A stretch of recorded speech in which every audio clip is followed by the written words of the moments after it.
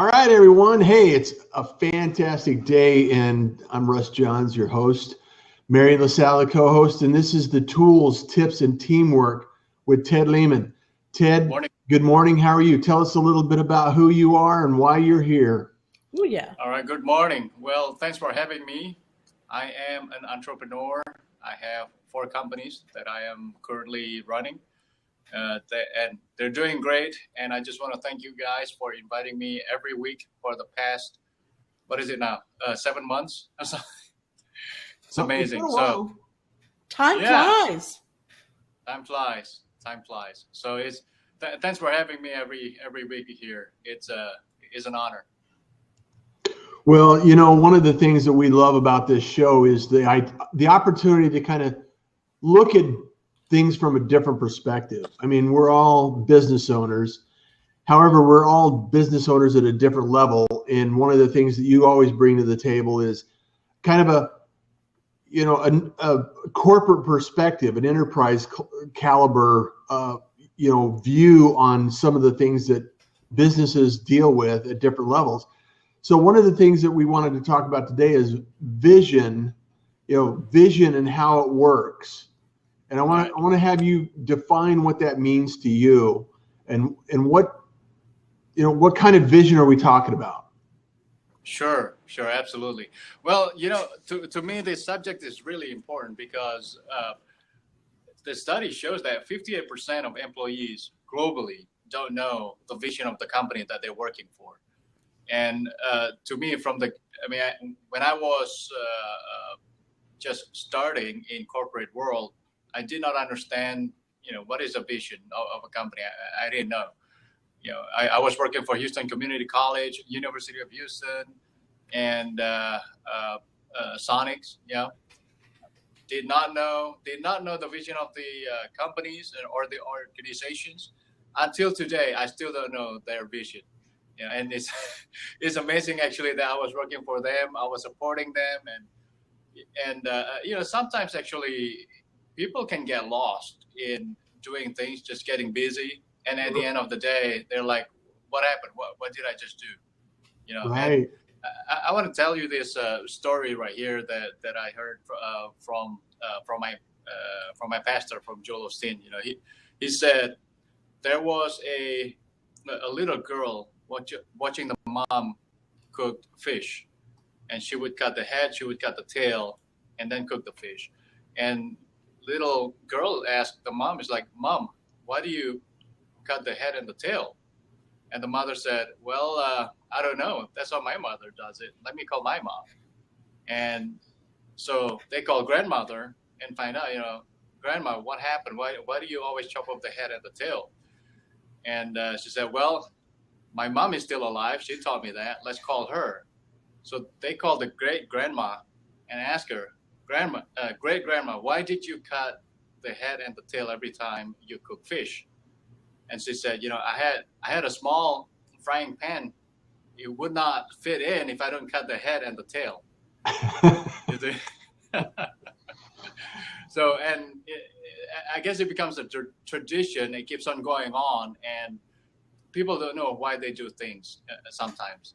And to me, I always believe that people without vision perish, and anything without vision dies. So vision is very important in the company, first of all, in its existence, and most importantly, in telling people about it. Right. One of the companies that I admire a lot, Apple Computers, in the early days when they were discovering what needs to take place in the company, they would bring these small teams together with very talented people that may not have credentials like you would imagine they would have, but they were very talented. And because Steve Jobs was extremely gifted in sharing a vision, a larger vision, these people knew exactly what they were working toward. They knew exactly what the goal was. They knew exactly what their mission was, and they could extract a much bigger output than the individual in the group, because they were working together on a shared vision. And so it's incredibly powerful to do that. So Have you met has someone with that kind of visionary expertise, being able to very clearly outline, here's the vision, here's the goal, here's the mission, Yeah. this is what we're going to do. Talk a little bit about that, and how somebody at a higher level can either bring it forward or move it. Sure, absolutely. You know how we meet people so powerful, and this person can do anything. He can move 100 employees from point A to point B easily. Just in a shot of an email. I need you guys to go to Austin, all you guys tomorrow. Move the Houston branch to Austin, and everybody would go. I've seen a lot of those powerful people that can move a mountain, point A, point B, return it again, and they're in charge. They can spend hundreds of millions of dollars with their signatures, but when they speak to a VP or executive, they would curl like a ball of fur. They would actually just yield, and they would say, "Okay, that's right. Whatever you say." That's right. And to me, I was just thinking like, what? And being somebody who come from Asia, I thought Western is where the world would receive you as who you are. So with me, just watching that, I was just flabbergasted. I was thinking like, what happened here? The theory, everything that I saw in Hollywood movies is just not happening here, where usually like somebody would just slam on the table, stand up and say, I don't like that, I don't believe in that, we're not doing that. I was just thinking like, what? So how does this work? So tell us, how does it work? Well, afterwards, is it chain of command? Is it respect? Is it what is it? Exactly. I used to think of it like, okay, this means respect, or this means it's the guy is older than you. And then later on, I found out that now executives are getting younger and younger. So it's not about respect. It's not about age. It's not about gender. It's not about race. But it's actually more about the vision. When you look at when you work for a big company, there is a big organization chart, right? There's the president or CEO, and then there's everybody else. Now, the president, the CEO, and usually the founder has a vision of what the company is. So going back to what you said, Steve Jobs had a vision for the company, and Elon Musk has a vision for Tesla. Right. Those people right there, that vision. The way I think of it is like this. Colonel Sanders had a vision. Right? He wants to make the greatest fast food chain chicken in the world. So he had a vision. He said, this is how I cook a chicken. This is how I season it. This is how I prepare it. This is how I present it to my customers. So those people right there, all these visionaries, when they grow, they can't handle it themselves. So they need to hire somebody who would understand what they're trying to do and support it accordingly. So in other words, just like what we said earlier, is that knowing the vision is very important. So like Elon Musk, I mean, there's a lot of documentary on Elon Musk. He said, this is my vision. This is what I want to do. And in many times in those documentary, he would say, yeah, I tell people all the time, this is what we're trying to do. If you can't do it, you better let me know now so you can go away. Yeah. It's a nicer way of saying if you don't want it, I'm going to fire you. It's a nicer way of saying that. But at the end of it, that's what it is. Yeah. Yeah. And it's interesting that you had mentioned that, because he is so incredibly single-minded and focused on his goal and his mission. And I think, sees a much broader global vision than the average person.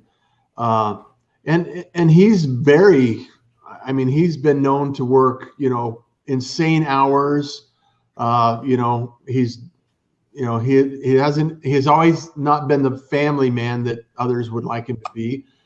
Right. And he's extremely gifted in some of the things, the mag train that he spent a weekend designing this mag train, and then sent it out and said, here, Go somebody. I don't have time for this project, but it's a good, cool project. Go. Yeah. And they're already doing tests on that. So. Right. Exactly. The hypertube or whatever it's called. I'm not sure exactly what it's called, but that kind of vision that you could just plant the vision, even if you can't execute, is extremely rare, I think, in a lot of cases. And these people like Jack Welch of GE, he was a visionary. He did a lot of incredibly powerful visionary things with GE. And maybe you could talk a little bit about that and some of the things that he did, a little closer to home. Sure, absolutely. And the reason why I wanted to talk about Jack Welch is, he is actually one of the top executives of all time that can turn the company more than 20 folds.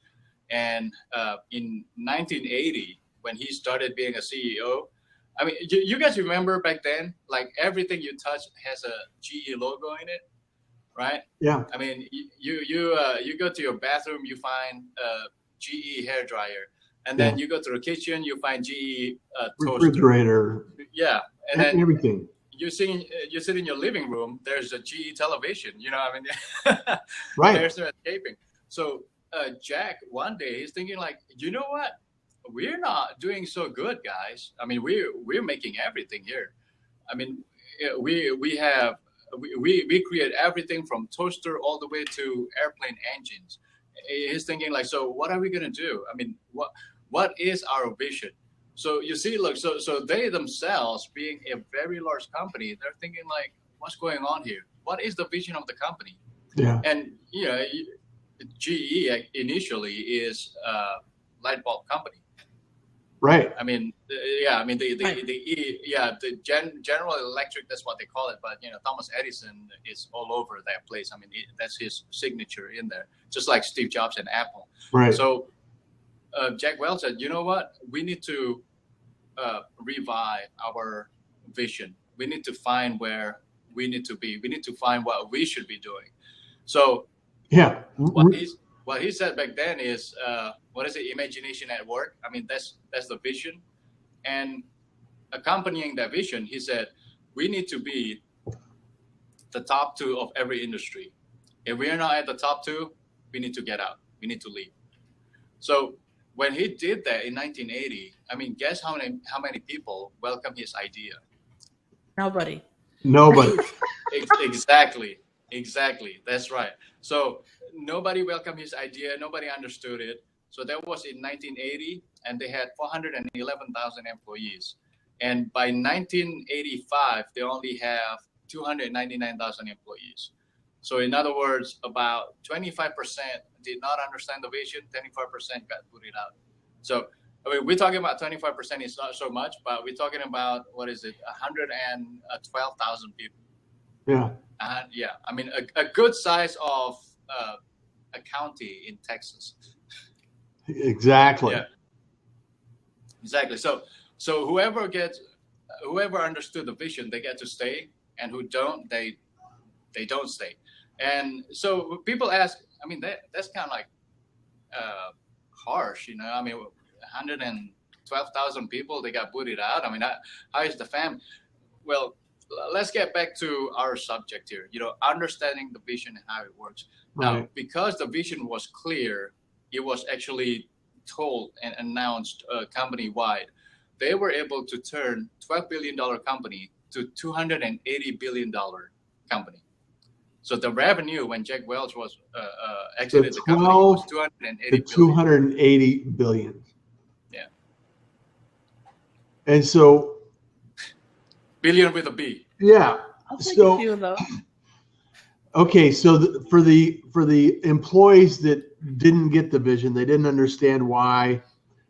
It's like Jack is going saying, either you're on the bus or you're off the bus. Right. Tell me the vision. Okay, you have a ticket on the bus. Yeah. Get on the bus, and then the wild ride from 12 billion up to 280 billion in revenue. Right. That's an incredibly wild ride.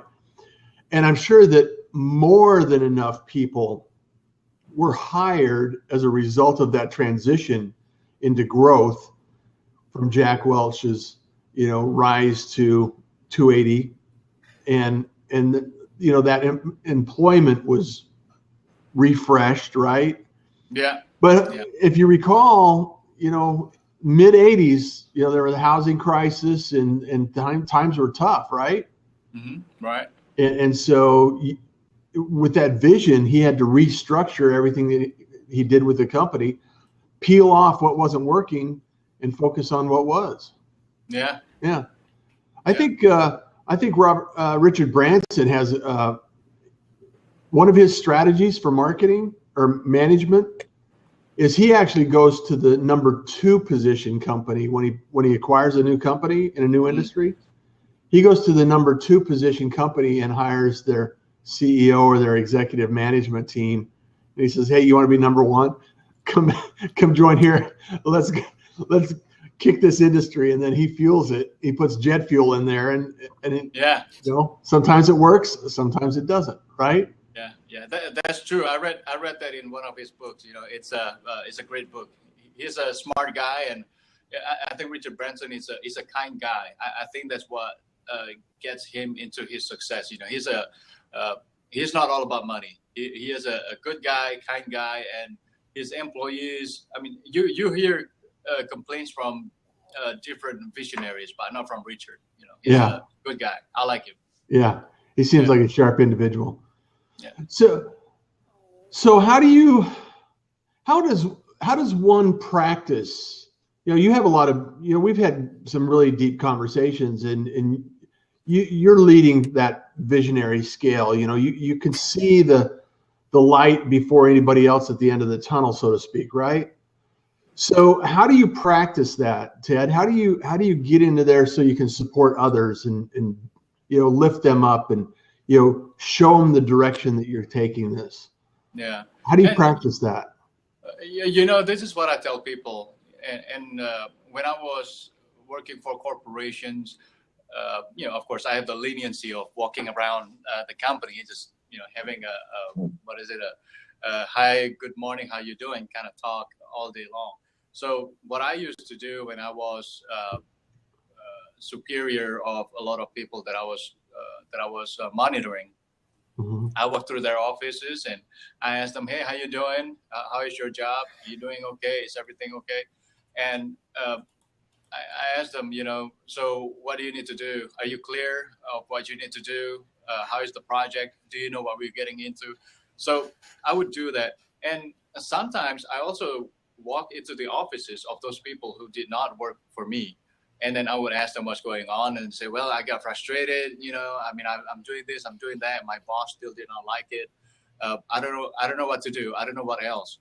And sometimes I tell them, go to your boss. And what I tell them is like my habit since I was a little kid is that I always go to the boss's office, including my dad's. I would walk and sit in front of his desk. I said, "What happened? What are you thinking? Is there anything I can do to help?" So what I tell people is that if you don't understand things, don't exclude your boss. Go into his office and ask him the question.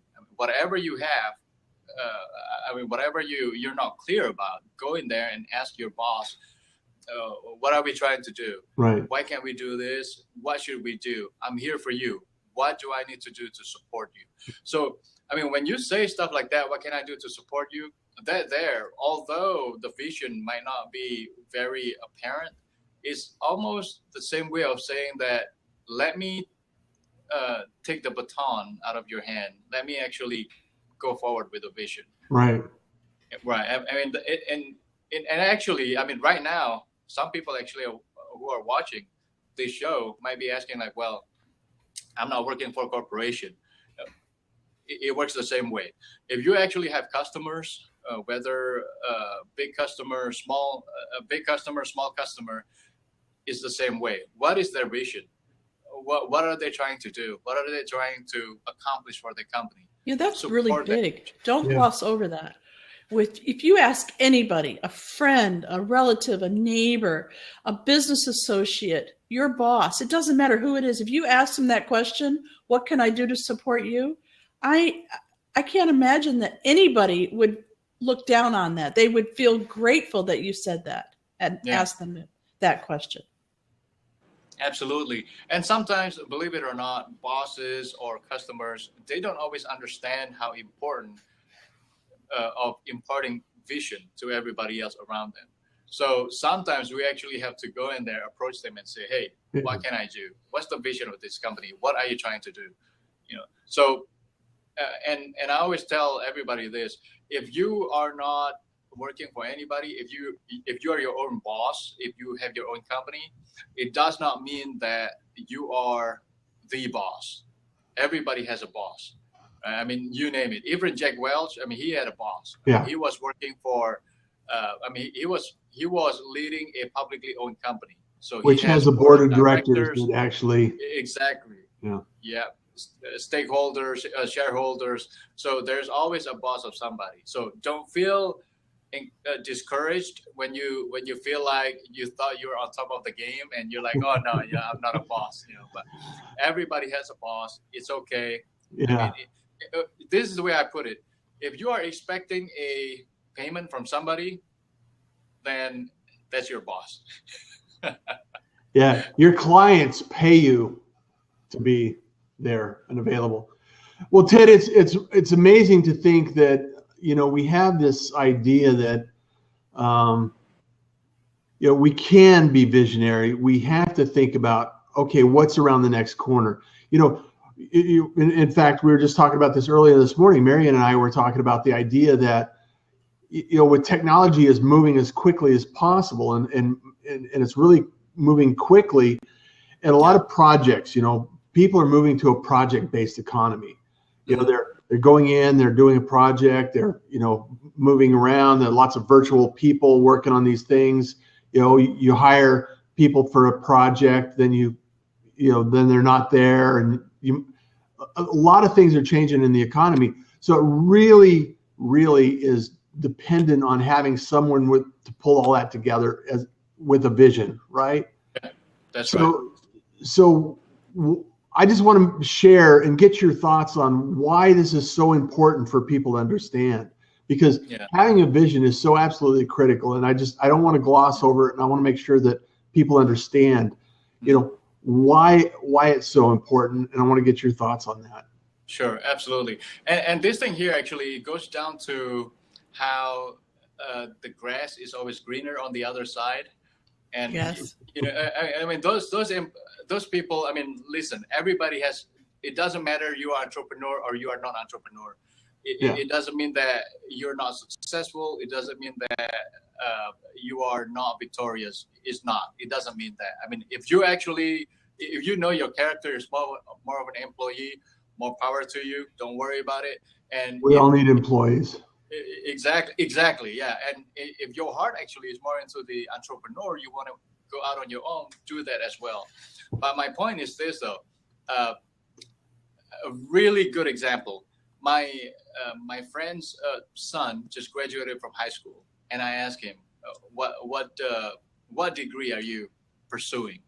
He said, I don't know, but I'm looking for. I mean, I don't like sitting in the office, so I'm looking for something kind of like an IT where I can just work from anywhere.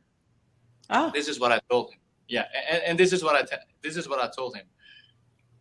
Google, Facebook, all those Silicon Valley companies, the perks are you can work in your shorts.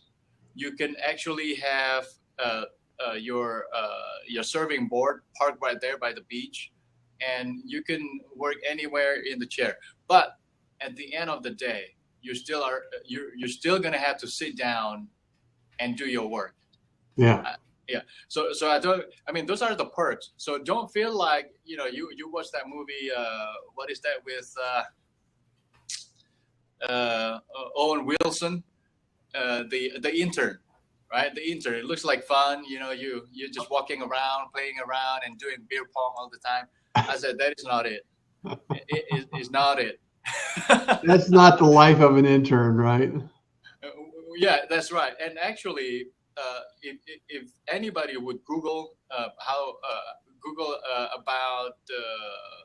employees that used to work at Facebook, Google, all the Silicon Valley places. You'll find all these people were crying. I mean, they left the company crying. It's like the pressure is too high, the expectation is too high. Yeah. And I mean, what I'm trying to tell people is this though: don't feel like the Hollywood is a cast for your career path. Don't feel like you are literally just going in there, almost like doing nothing, and then go to lunch and go home and eat dinner. It's not like that. Right. Work is work. That's what I always tell people. Work is work. There's no getting around it. And knowing the vision of the company actually will allow you to pursue your career properly. If you don't understand that, if you feel it, people will hire you for who you are. I mean, they're not going to tell you now you're going to have to act differently, this and that. But the company hires you to support their vision. And if you understand their vision, if you can support that, that's when they allow you to grow in that realm, in that environment. Well, and it's interesting too, because with this information explosion, right? I just read an article yesterday on LinkedIn that this company's developed a quantum computing now, which has potentially, the ability to exponentially grow computing power overnight. I mean, when this thing gets going, they built these computers. They're I want to say they're $15 million a piece. And, Google purchased one, Amazon purchased one, a couple of governments have purchased them, and they're testing these things out. Darn. And so all of this information is going to have to be managed, maintained, developed, curated, all of these things. So there's a huge opportunity in the information age to, like you say, I can work in my shorts by the beach. However, you still have to sit in the chair and do something. And do the programming. Yeah. And somebody is holding the laptop for you while you're walking around. Yeah. You have Google Glass version 3.0 or something like that. You can voice recognition and talk into it. And it's just, these things are happening so quickly that you really have to, as a visionary and someone that really is in tune with it, you have to be aware of what's happening in the industry and some of the things that you can do with it, because it's moving quickly and a lot of smart people are working to accelerate it, seems like. That's right. And so you almost have to, like Elon Musk, like we were talking about, his vision is so much bigger than what he can produce, that he sometimes throws this idea out and says, here, go run with this idea. It's a great idea. Right. Have it. And so it's amazing what can happen when that takes place. When you let me think, I got to think about this quote because it's perfectly appropriate for what we're talking about. When you don't care who gets the credit, we can accomplish great things. And I think it was a former president said that, and I hacked it out. So if you know who said that, share it with us. But if you don't care, I want to say it's Harry Truman. When you don't care who gets the credit, you can always accomplish more. Right. Right? Yeah, absolutely. So with that, anything else you want to share with us today, Ted? This has been a great conversation, and I love talking about big ideas. There was one. Hold on a second. Let me see if I can retrieve it from my archive. You can have credit for it too. What was I going to say? Okay, so talking about the vision.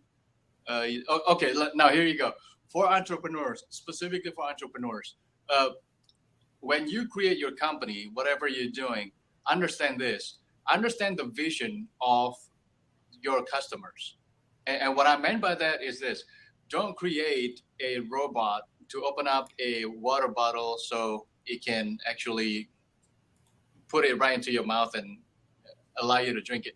I mean, it's a great product, right? I mean, it's a great product, cool product, but is there a demand in that market? I mean that's one of the examples. Right. Or another example is what is it? Just like what you said, like Google Glass with the algorithm that can take your programming by your speech recognition. Yeah. Right. I mean, it's great, it's cool, but is that a vision of your customers? So in other words, try to focus your business in trying to get purchases, trying to get PO. Understand where your customers are standing. Yeah. So in other words, if they need a tablet, for example, of their in their company, then you might want to go into programming towards that side instead of just programming on the internet app. Does that kind of make sense? Yeah, absolutely makes sense. Right, exactly. So in other words, like Chinese buffet, for example, your customers, when the children are there, they want to eat chicken fingers and mac and cheese. That's why in every Chinese buffet, there's always that, right? I mean, so that's the vision of your customer, so that the children can eat there. Uh-huh. If you don't have those two, then they are losing demography of customers with young children. Right. So it's good. So I want to recap that. So what I hear you saying, Ted, is it's great to have vision. However, you still need to know where your customers are actually working at right now. Yeah. Got it. Exactly. Because otherwise, whatever you're doing, it might be an effort that is not needed by your customer. Right. Don't sell them what they don't need, right? That's right. I've done that many times. I've tried to sell things nobody wants. But we know they need it, you know? We know they need it. We know they don't want it. Not so much. Well, Ted, it's another great day. Really appreciate you being on the show, and this is fantastic. Tools, tips, and teamwork with Ted Liman, a brilliant entrepreneur and business owner. We support you, love Office in America, and make sure that if you need office space, you have office space that you want to expand in, and you need to expand to the Houston market, get a hold of Ted and talk to Office in America and get your space. Amazing space down on Savoy right now, and they're always expanding. So thank you so much, Ted, for being here. Marion, as always, it's amazing. Thanks for having me. Yeah. Every week, Excellent. every Tuesday. Yes, every Tuesday at 9:30 Central Time. We're right here. Thank you. Bye for now. Bye-bye. Have a great day. You too. Take care.